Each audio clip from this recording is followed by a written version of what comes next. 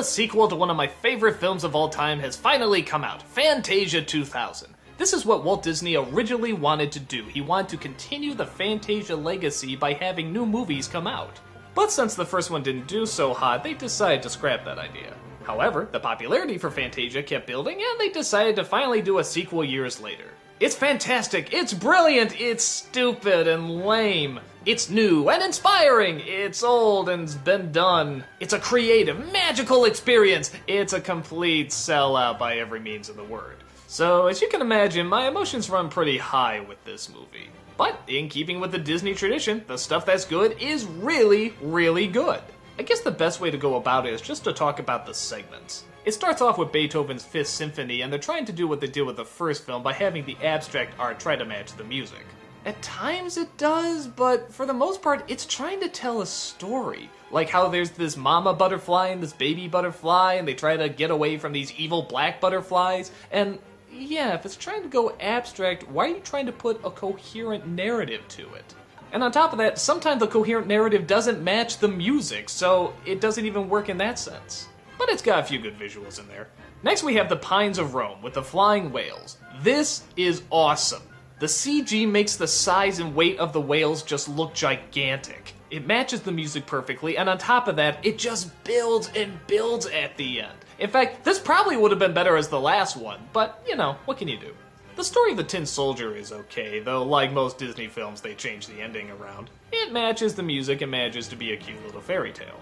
Rhapsody in Blue is a new take, not only in music, but in style, too. They take sort of an Al Hirschfeld style to the whole thing, and yeah, it works really well. It matches the music nice, and it's good to see Disney try something new, especially with Fantasia. The flamingo with a yo-yo, yeah, just say that out loud. There's a flamingo with a yo-yo that's the focus of one of the musical segments in a Fantasia movie. Well, you can guess my problem. It's cute, but really, you could see that on Tiny Toons or something. It doesn't seem like Fantasia related. They replay The Sorcerer's Apprentice, that's always fun. And then we get Donald's Ark, which again, is funny and cute, but let's face it, every time you hear that music, you're gonna think of graduation, and it's kinda distracting.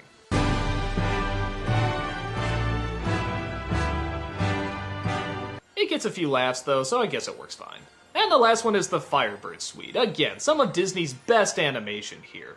Mixing some of their classic style of animation, but also mixing some new stuff. Is it me, or does that sprite look very anime-ish? Well, this one matches the music great, it looks great, and it's a nice finale. Though, again, the whales would have been a little better, but I'm just nitpicking.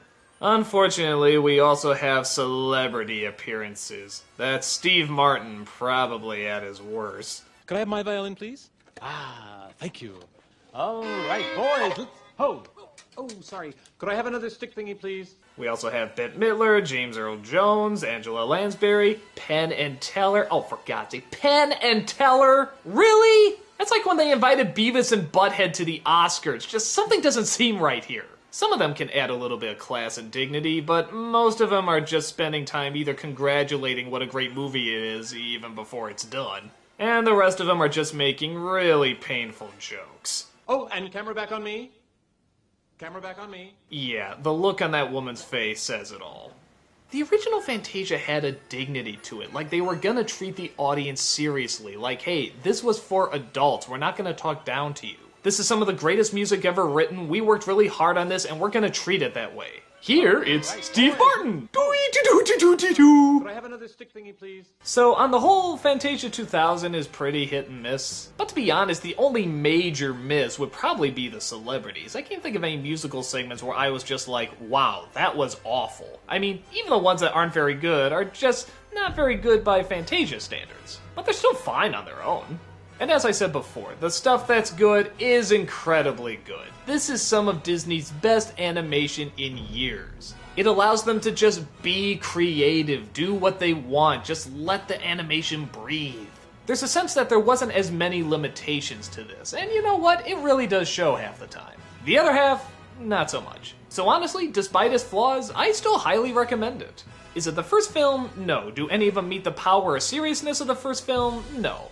But some of them do come close. Overall, I really like it. Yeah, I hate sitting through the celebrities and some of the other musical segments as much as you do, but the payoff is just too good of a payoff. I say definitely check it out.